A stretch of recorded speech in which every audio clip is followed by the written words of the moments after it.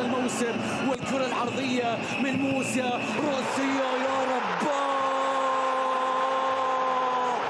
الحميد يحرك ألوية الدفاع من أجل الدفاع عن اللقب، من أجل الدفاع عن الصدارة، من أجل الدفاع عن الحضور، من أجل الدفاع عن الأمان. حسن كادش يوجه التحية لمن يستحقون التحية. حسن كادش يعدل النتيجة للراسية. ولد عدلها.